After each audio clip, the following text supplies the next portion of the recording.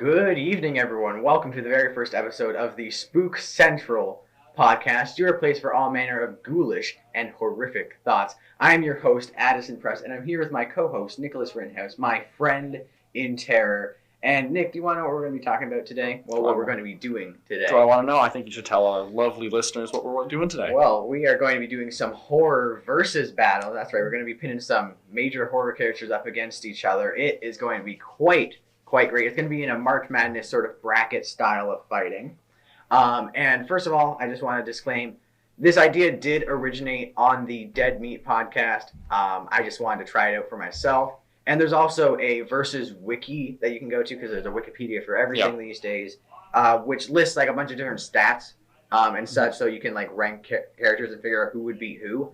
We didn't look at that too much when taking this into account, because we're not sure how factual some of the information is. But we've all seen most of the movies that these characters are in. Yeah. So we have a pretty good understanding of who these characters are and what their powers are, and I think we'll do pretty good at figuring out who's going to be the final winner here. Just adding on to your point about, having the wiki and obviously having Dead Meat Podcast doing the same thing that we're doing here. On Reddit, there is a subreddit dedicated to versus battles where you can grab a large scale pool instead of just listening to two horror nerds talk about who we think would win in this theoretical fight. You can draw from hundreds, if not thousands, of opinions and get a more concise opinion with the entire horror community. That's true. Which, you're completely right. We're just two people. We make mistakes. Yeah. If you disagree with us and think someone else should have won, totally feel free to comment that. Tell us why we're wrong. Hopefully we're pretty accurate and most people will agree with us. Yeah. And at the same time, some of these matchups are pretty ridiculous, and there's some things, because we are including all movies, at least in a timeline. I don't know if we'll do all movies in general for each character, but at least all movies in a certain timeline. Then there might be like one ridiculous kill that happens where that just puts someone in an absolutely different tier than someone, and you might be like, well, this character is actually more powerful, but we see this one thing, and so that person's more powerful. And so the matchups might not always make sense, but we're going to do our best to just get something that's fun and enjoyable. On top of that, so we're going to be using one timeline characters, as Addison previously stated. With these characters, we're going to be giving them their most iconic or most used weapons. Yeah. So, for example, we have Jason with his machete, Michael with his chef's knife. Leatherface, we're giving his mallet and his chainsaw. Yeah, although I feel like his chainsaw will be the most useful. His chainsaw will be his most useful weapon, but he does do almost an equal amount of killing with his mallet, especially in the original. It's more so like final kills with his mallet, especially in the first one. Mm-hmm. Well, because the first kill we ever see is with the mallet. Well, from Leatherface.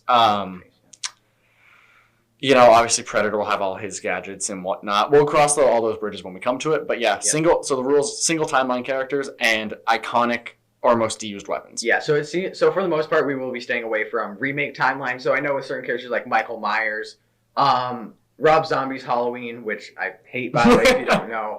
Absolutely despise it. Actually, I yelled at it one time when I was watching it. But, so we're not going to be using that character. I know that he's like really strong and big and powerful, and some of the kills in that movie are just gruesome as hell. But we're not going to be using that character because, quite frankly, there's not enough people that care about that version of Michael Myers. Same way that we're not using the specific Jason X Jason. Yes, he is quite powerful, but at the same time, we're not going to use Jason X Jason. Uber Jason and Survivalist Jason from the remake as well. Where he's a lot quicker, we're not going to use that one. I also don't know if we're going to do the whole soul swapping thing that I did in Jason Goes to Hell, but we'll cross that bridge when we come to it. Yeah, I don't think we really need to do that, but starting off, it's fine. Yeah, first matchup. First matchup. All right, first matchup is Jack Torrance from The Shining and technically Dr. Sleep now versus Chucky from the Child's Play series. Yeah, so this is a really interesting matchup because they're both killable. Yeah, they're for 100%. They're both 100% killable. Although Chucky can come back. Chucky is less killable than Jack Torrance is because he's sort of a supernatural figure. But Chucky comes Jack's back. Just kind of, Chucky comes back through rituals. Most of the time, it's normally rituals. Although you could argue that Jack comes back as a ghost of the Overlook in Dr. Sleep. And I'm not sure if you want to consider that him. I think we think about it. It's technically the same timeline. I mean, it is the same timeline, so it's still part of everything. But my thing is is that still technically Jack? He did die, right? Like, he's still dead. Yeah. So he is very much killable. It's just he can come back because ghosts exist. Yeah, that's the ghost of Jack Torrance used by the Overlook, so I don't know if we'll consider that. Yeah. Moving on. So, obviously Chucky, very fast. Very fast. Strong for his size. But you could just punt the thing. That's true. At the end of the day, people only die from him normally because they panic, get trapped in a corner, or get surprised.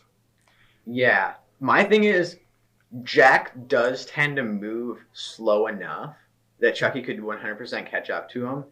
And here's the thing, he's not super accurate with his axe. I mean, when he kills Dick Halloran, he's not accurate with the axe. He kills Dick, but it's not in a good spot. It's surprising that Dick Halloran even died. Yeah. I mean, in the book, he doesn't die at all. So it's something that I'm not too sure how accurate he can be with his axe, because it's just a fire axe, and also he's just deranged and on edge by that point. So it's kind of hard to say if he would really be able to mentally fight against Chucky. Yeah. So I don't know how much you know about Chucky and his backstory, but he's just a guy.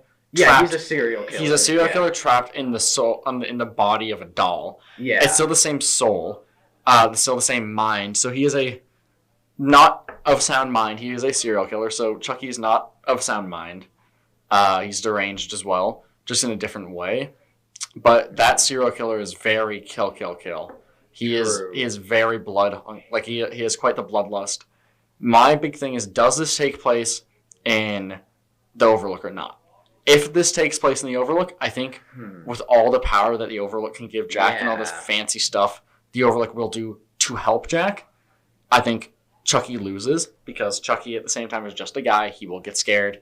He will lose his mind. He can still go insane and whatnot. Yeah, well, it depends on what version of Chucky we're looking at, because in the first Child's Play, he is very much a doll. He's just a spirit within a doll. Mm-hmm. But as the movies go on, his doll form becomes more human slowly, which causes him to be more vulnerable. Yeah. So, what era of Chucky do you think we're looking at here? Child's Play Chucky, or all the different Chucky movies, Seed and Chucky, Curse and Chucky, Call of Chucky.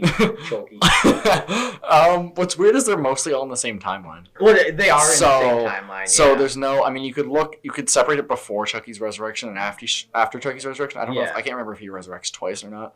But he dies multiple times. True. So I think I'm gonna give this to Jack here. I think that Chucky might have a speed advantage, but I think he'll probably get some hits on Jack in the beginning, but eventually he'll just mess up, and Jack will just get one giant killing blow. All Jack needs is one hit, and also Jack might get fed up and just go hands, go with his hands. If he can grab Chucky, Chucky's whatever, yay big. Chucky's not a big thing to grab, but Chucky's decently big. I think he's 3 feet around that. Yeah. But if he can just grab him.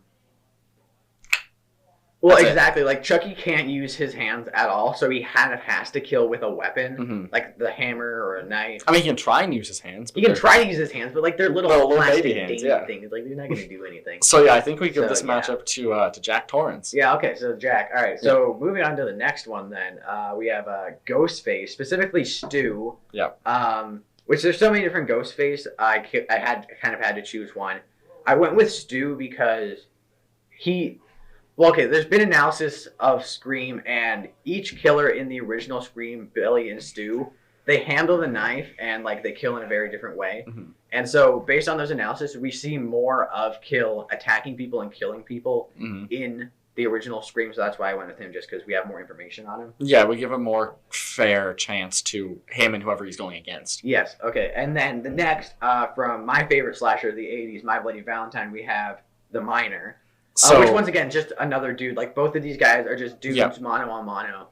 So, I have not seen My Bloody Valentine. Okay. Nor have I seen the original Scream. So, this is entirely I've done some research. Because I know you've talked about The Miner before. Yeah. So I've done some research on, some of what he's done, where I can just, I don't like using the Versus Wiki as where I'm basing my stuff around.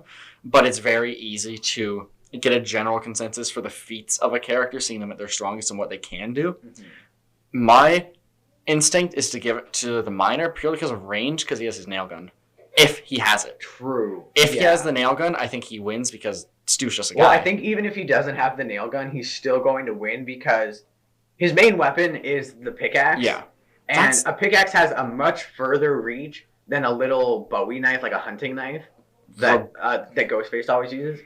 And Ghostface is a 90s slasher villain. So, like, he slips around a bit. Like, he's a bit goofier, I'd say. Like, it's very easy to miss the kills. And you could argue that it's on purpose because they're trying to make a narrative. Mm-hmm. The killers are trying to make a narrative and, like, make a horror movie in real life type of thing. So maybe, like, if they're actually in a one-on-one battle, they wouldn't be doing that. But the Miner is, like, stone cold, like, it's like Michael Myers type stuff, right? Yeah. Because that's, like, the era it's based on. And so I think that the Miner would win, especially with the range he has of the pickaxe. Because, like, we've seen him basically hold on to the very end of the pickaxe and just do an upward swing right here into someone's head. And so, like, the second that Ghostface, like, gives him a good enough angle, he's just, like, Ghostface is toast. I've got nothing to add except for the fact that range isn't always a decider, and the fact that a hunting knife, as someone who does hunt and who has used typical, like, Bowie style knives to skin things, a knife that is that short is very maneuverable in the sense that this blade, you're looking at about a 6-7 inch blade. Yeah, about a 7-inch blade. About a 7-inch blade on the knife. That once you're within those 7-inch, like that 7-inch range, that's 7 inches of cold steel that will penetrate you. You only need around 3 inches if you go in between the ribs to puncture lungs. You know, I'm kind of nervous on how much you know about this. I've studied some anatomy. Okay. So in it's my not own for any other okay, good. No, that's good. Couldn't possibly be. Shit. So there is. So you only need around 3 or 4 inches, depending on how. Yeah. How true. And with the smaller knife, he can maneuver around a lot quicker. But I still think you're right. I still think I'm right with range, the Miner. Yeah. And if you want to go range, you have that range. You have that long distance that you can fire and nail. True. And honestly, if we're just looking at body types, we're not going off of Harry Warden, the Miner, because that's just like the Miner of legend. We're going off who's actually the killer in My Bloody Valentine, and he's a lot more buff than Stu is. Like Stu's like me. Like he's skinny. Yeah. You know, he's skinny, lanky.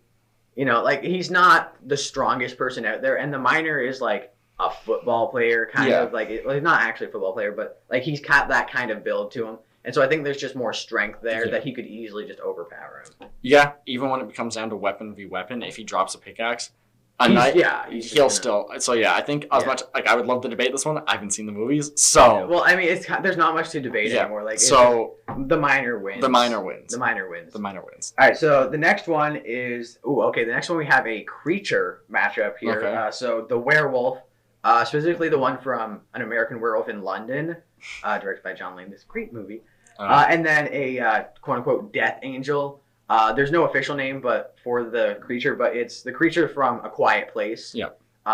Which, people call them death angels. I think there's another name that's used. Maybe. But quite literally, like, it's just called the creature. I know they got nicknamed clickers or clackers, but then people decided to not use that nickname because of the Last of Us game where clickers are just another type I of think mutation. They nicknamed them that because they look similar to the similar the kind of like the vegetable like coral type right I remember what they look like now. The noise that they make in A Quiet Place like where they're clicking.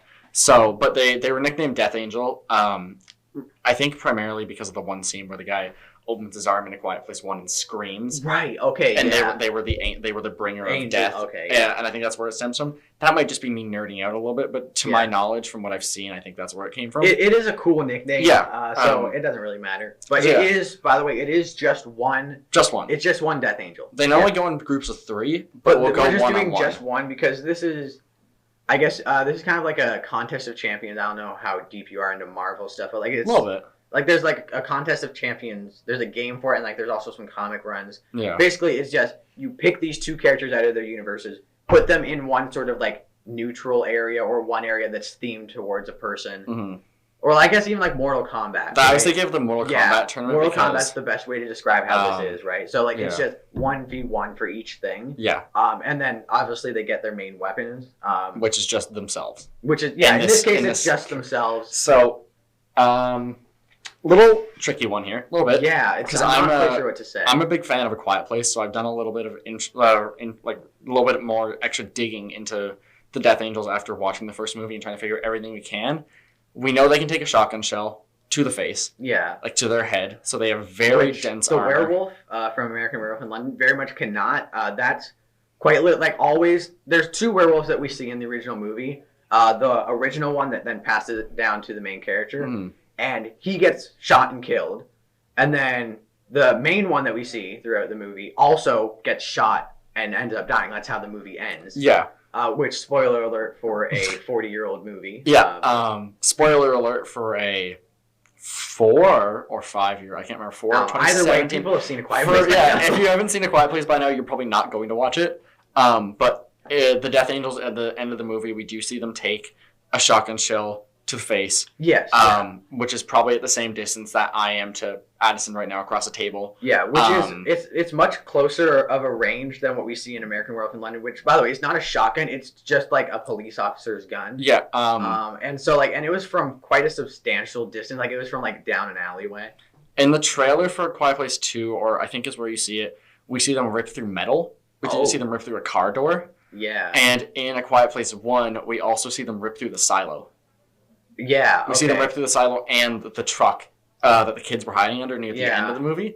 So my thing is, those they are strong. Their attacks are strong. Their durability is really high. They can take gunshots.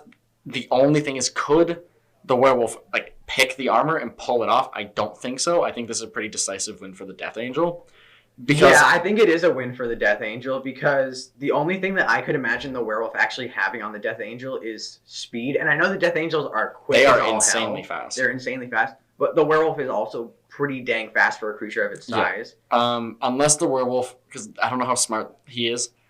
The Death Angels... It's pretty much just a predator. The Death Angels aren't that smart. They hunt in groups of 3, but they're very primal. They're both hunters. The Death Angels are very primal in the sense that they hear sound, they go. Okay. Like we saw in the original when the raccoon was coming out of the cornfield. You didn't hear them coming. You didn't hear anything. And then bang, hand on dead. So you got to remember, their hands. And then they have the big armor into a spike off their elbow. I think the Death Angel... I mean, we don't really need to discuss it anymore. The Death Angels freaking win. I love the werewolf. But the Death Angels are the very werewolf strong. doesn't have any armor. Death Angels are probably one of the strongest horde creatures we've seen in a long time. The werewolf's good at killing humans, but not much else. No. Right, so this next matchup. Is this one that's going to take a while?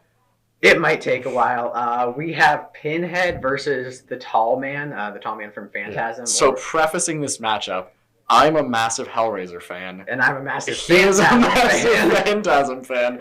And neither of us have seen the other franchise. Yeah. So it's really funny to me. Because so I will ask this. Should the Tall Man have the spheres that are in Phantasm? Because those are really his main use of killing. He has control of these metal spheres that have a bunch of different gadgets that can come out of them. And that's how most of the kills happen in those movies is from these spheres, which are technically alien tech. If that's his main weapon, then it's only fair to give it to him. All right.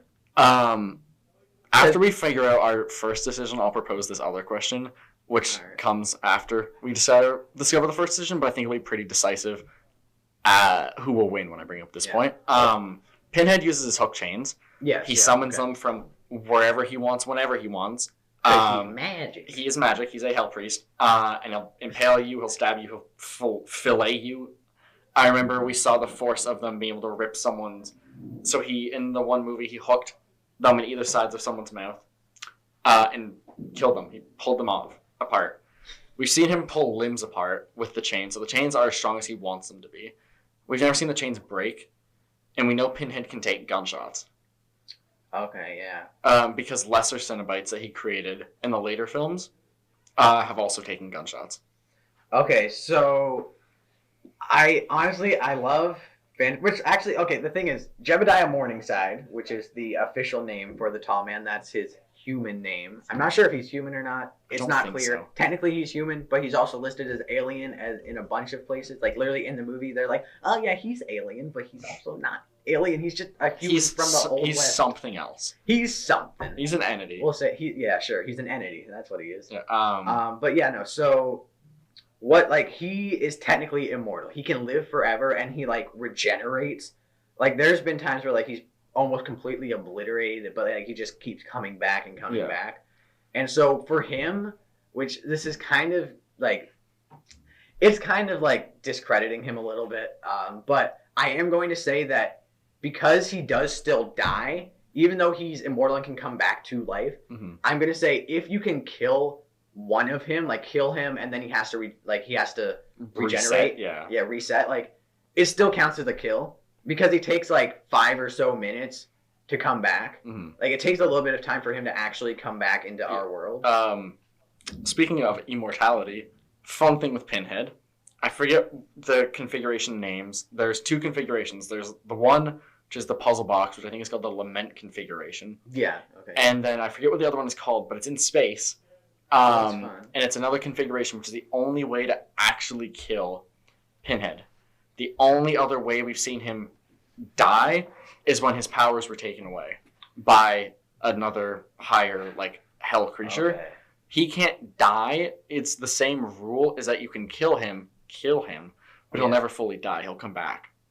Okay, and so the Tall Man can warp reality. But he doesn't ever do that much with it. He just kind of implants dreams into you. Which Pinhead has nothing to... The only thing he would... I mean, speaking of fear, the only thing he'd fear is being human again. Yeah, which, like, the Tall Man can't really do anything about that, I don't think. We've never seen him do something like that. I'm sure if you, like, elaborate on some of the things that we have seen, maybe you could argue that he does, but we've never seen it happen. So I'm going to say that Pinhead wins this one.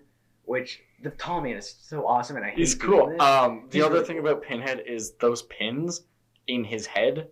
Yeah, giving him the name Pinhead. Oh, it's so obvious. It's so obvious you would never know. Actually, I believe from what I remember, those give him power. Okay. Because so what? You just take them all out. Well, you can try. Yeah, I think actually, but the way he works as a Cenobite is for him. Obviously, pain became pleasure. But then pain became power. You know, I can agree with the first part of that. Anyway. I think it's a pretty obvious win for him because even with the spheres, he can just use his chains to take those out if he's quick enough. Yeah. And even if the spheres decided to, like, hit him, it's not going to do anything to him by the sounds of it. We've seen him take gunshots, so... Okay.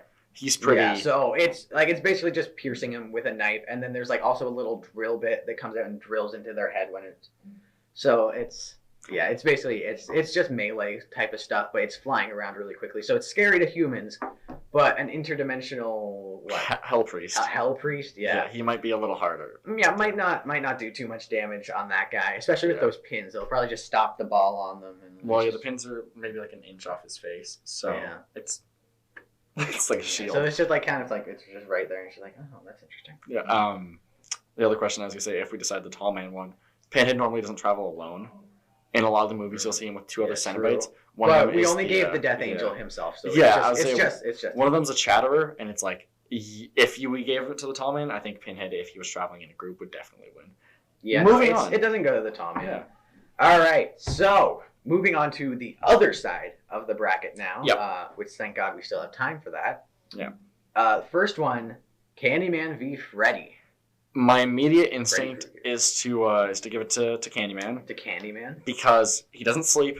I mean, maybe he does sleep. We don't think he sleeps. We don't think he sleeps. Who knows? He wouldn't fear. And no, he wouldn't fear. He wouldn't fear, and we see him able to kill without even needing to be summoned. Yeah. And the fact is, he doesn't have to be in the physical plane to kill. Because we've seen in some of the films where he can, like, I know this isn't the Candyman we're looking at, but assuming they have the same powers, the Candyman in the beginning of 2021, Candyman, where he kills people through the mirror. He doesn't even need to be in your physical realm. He does that in the other movies. Yeah, so he doesn't have to be in your realm even to kill you. Yeah. Freddy's interesting. He's got a lot of cool power. Well, yeah, he's got like he can transform himself pretty well. Like they're in Dream Warriors. That's the third one. He transforms himself into like some sort of like weird Freddy snake. It's in a dream scene. So I think without the dream realm, there's not too much he can do. And like you said, without that fear aspect, Freddy kind of loses a lot of his power. And even when you go into melee range, that glove's cool, but we know he doesn't use it that well when he fought Jason. Pinhead seems very good with his hook. Pinhead. Sorry, not Pinhead. Sorry, Candyman. Yeah, Candyman's also good with his hook. The bees. You gotta remember that the bees are a weapon at the end of the day. They could be. True. Although I will say it's interesting because both of them hate fire. So you introduce a fire aspect into this, and they're just like crying. They're both running. They're both crying. It's a draw. They can't do it. Those bees could also be a weapon. I don't know how Freddy would handle a swarm of 100 bees, because you saw in the new one when the newest Pinhead. I keep saying Pinhead. The newest Candyman was born. How many bees were there? That's a lot of bees. And that he can control them because you saw them sting. Yeah. Jordan, whatever his name was, the main actor who turned into Candyman. Ah, yes. We saw the original Candyman, seek out a bee and sting him. So. Right, and that's how he ended up kind of starting to turn. Yeah. So. Yeah. I think this is a win for Candyman, in my opinion. Yeah, I'll give it to Candyman. Freddy's cool, but I'll give it to Candyman. Yeah. Next up. So next. Jason versus the Xenomorph. This is fun. These are two people. Well, one's a person, one's an alien. One's a creature. But they're creature, alien creature. It's the alien. I mean, that's the literal movie name is Alien. Yeah. Anyway, so these are two things that kill purely based off of like instinct. Like they're both predatory beings. Jason has the brute force to break the armor, and the acid blood would do nothing to him. Would it do not? I guess it would. I mean, the thing is, or it just wouldn't. He just wouldn't care. Here's the thing: in Jason Takes Manhattan, I don't know if you know this, but in the sewers of New York, acid water flows through there every night. Yeah. And so that's how he ends up getting killed in Jason Takes Manhattan. Okay. Is this acid water comes through and burns him, and then his face peels away. It's not a good looking effect. And then he turns back into a little boy, and then he's crying in his underwear. I hate that movie. Isn't in the same film Jason Takes Manhattan where he punches a guy's head clean off? Yeah, I know. I was joking about the acid water. That freaking death is so fucking stupid. Yeah.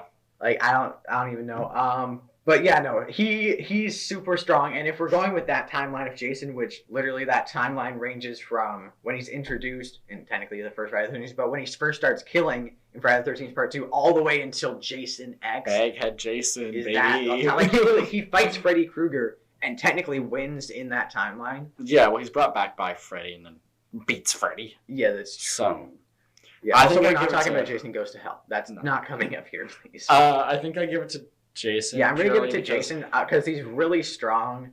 And if we assume that he is like the zombie Jason, then the acid stuff isn't going to do anything to him. He's just going to swing. He's just going to swing, and the Xenomorph's going to be like, ah!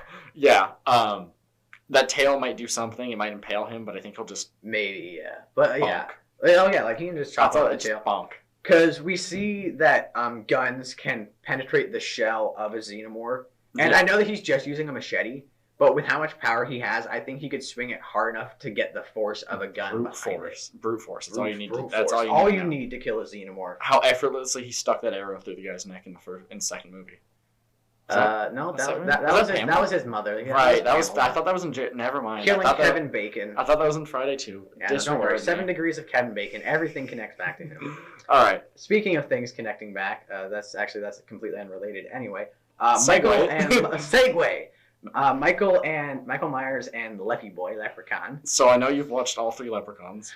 I've watched all. I think. Is there 3? You watched 3 in a day. There's no. I watched all 8 within a week. I thought you said you watched 3 in one day though. No, God, I would not torture myself like that. Gosh, no. Never mind. I watched 3 Nightmare on Elm Street. Oh, okay. I got that confused. So my immediate instinct is to give it to Michael. He has his knife.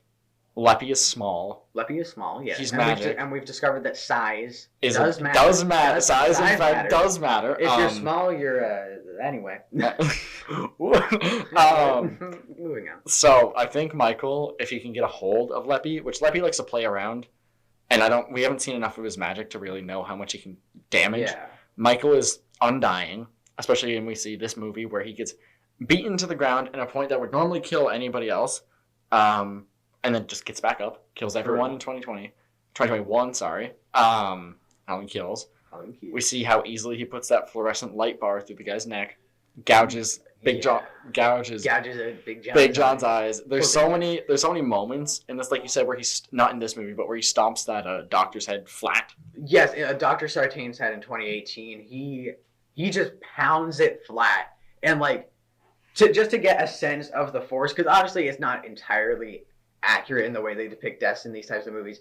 But if we examine the universe that it's in Halloween Kills, Mr. Trivioli unfortunately decides to jump off a building because, there's a mob after him. They're like, that's Michael Myers. It's not Michael Myers. It's poor Mr. Trivioli. Yeah. Poor mentally damaged Mr. Trivioli who jumps off a building 5 stories up. Yeah, at least. And so he hits the ground, and he hits the ground hard, and even Mr. Trivioli's head is not as flat to the ground as Dr. Sartain's head was in the 2018 Halloween. If you ever dropped a watermelon off of after where you're holding it, that's how Mr. Trivioli's head looked after he fell off the building. Dr. Sartain kind of looked like a flatbread pizza. Yeah, it's kind of just like a piece of Wonder Bread.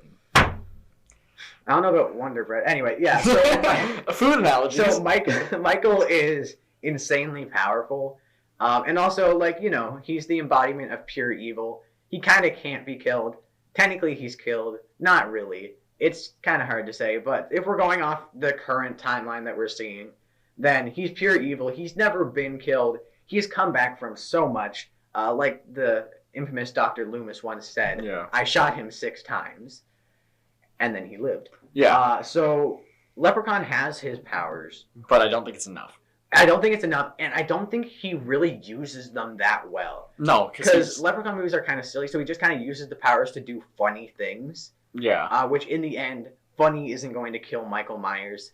Michael doesn't laugh. Michael. The last time Michael laughed, he was, I don't know, maybe he never laughed. It's probably before he killed Judith? His sister. Yeah, I don't know. Hard to say. So, we give that one to Michael. Give that one to Michael. Speaking of this side, we have heavy hitters, not even just sense of horror icons with Freddy, Michael, Jason. Yeah, we do have a lot with Michael and Jason just being brute force. This is, brute force is winning out this side. Yeah. Whereas some of the other ones, there's like speed and armor and such. But the last one on this side, more brute force from Leatherface, and Bubba then Sawyer. Mr. Bubba Sawyer. Oh, poor little Bubba Sawyer. I swear, he did nothing wrong. Leatherface. All right, I'm gonna say this right now, and you can quote me on it. Leatherface did nothing wrong. He grew up in a very, very violent and painful environment. Okay, he is a victim. He was constantly abused by his family members, and he just didn't know what he was doing. Okay. Not criminally responsible. Not criminally responsible. Until we get to some of the sequels. No, you don't want to. We don't want to talk about Next Generation. No, okay. All right. I love Texas Chainsaw. Just why I'm so upset that it's going straight to Netflix. Well, it's fine. Netflix is a good place for horror right now. Yeah, right. But that's a topic for another. Actually, that's a topic we covered. Yeah. Go find our original or first episode. Yeah, our original episode. This is our first official episode, but we do actually have an original test episode, sort of. It's not as good as this episode is, because this episode is going great. I don't know if you agree with that. I think it's going well. It's going very well. Very well. Hopefully they agree. If not, oh well, I don't care. Tell us what you guys think. Tell us what you guys think, I guess. I don't know. I don't care. But you should be able to find that one somewhere. We'll leave links to everything in the description, or not. Maybe I'll forget. We'll see. Who cares? Yell at Addison if he doesn't. Sure, you can yell at me. So we got Bubba versus Bubba the Predator. Versus a predator. Yes. A predator. Singular predator, not a sexual predator. The alien. He's not against Freddy. He's not going against Freddy. No. So as much as I love Bubba, Predator all day, every day. Predator. Yeah, I have to agree with you. Like Leatherface, which brute force has been winning at this side, and Leatherface has that brute force with his chainsaw. And with the hammer, he has enough. He has the hammer too. He can literally in the first film when he kills I forget what his name is. Kills the guy who goes up random guy. 12. No, yeah, one bonk. I've been bonking a lot this episode. One hit to the head, the guy's dead. And he just drags him, throws him into a freezer like it's nothing. Like that guy's at least 180 pounds. You gotta keep the meat fresh. That's how you keep the meat fresh. I have the body of a 12-year-old. Don't look in my freezer. So yeah, Predator, Plasma Caster, 2 words, smart discs. Smart disc.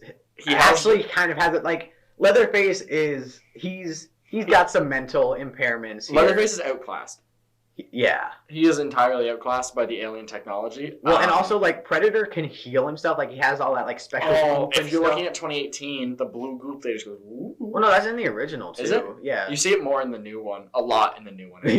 He just keeps healing because every evidence of the... so that's in Requiem. Sorry, not Requiem. in the... AVP. You haven't seen Requiem. In AVP Requiem, every time there's evidence of the Pred alien...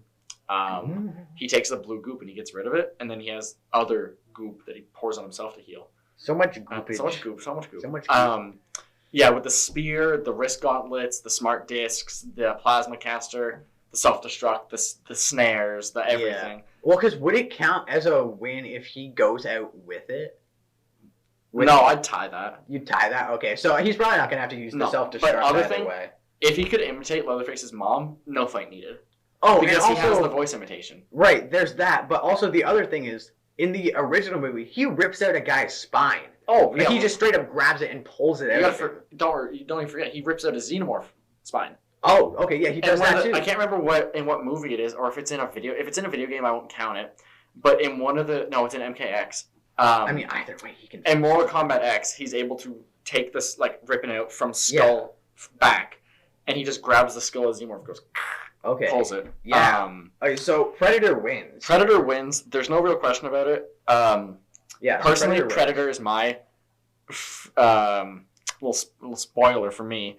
My 2 picks to win this tournament are actually Pinhead and the Predator. Wow. Okay. That could end up being our final matchup because they are on opposite sides. But we will see. We will see in a later episode because that's all we really have time for. We are out of time today. Yeah, folks. We're out of time. So just going over it once more. So Jack Torrance won the first one. Chucky gone. Chucky's out of here. Jack Torrance. Then the Miner won the second fight. So we'll see Jack Torrance versus the Miner. Yeah, we'll see that next time. That'll be exciting. Yeah. Once again, just 2 dudes, but then again, Jack has... One's magic. Anyway. Okay, we'll talk about that later. Yeah, exactly.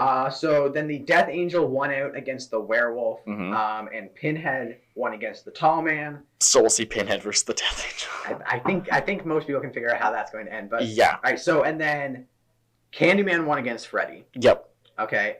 Jason won against the Xenomorph due to brute strength. So we'll see Candyman v Jason, which will be interesting. Yes. So and then Michael Myers beat Leprechaun, which is kind of funny because Leprechaun's technically like a supernatural force. You just grab and stab. He's got the luck of the Irish in him. He's also got Michael Myers against him, so I don't think that Irish luck is going to do much for him. Michael Myers has got the luck of the devil. He is the devil. He is evil incarnate. Yeah. And then the final winner was Predator. Leatherface is out of here, even though people love Leatherface. I love Bubba Sawyer. So we will see Predator versus Michael, which I'm very excited for. Yeah. So be sure to check back. A little bit. I'm not sure how long we're going to be doing our next episode in. Could be a week, could be 2 weeks. We're inconsistent right now. We're just starting this up. But yeah, hope you guys enjoyed. This has been really fun to go through this with you. We are very much running out of time right now. So see you guys next time on the spooky side. See ya.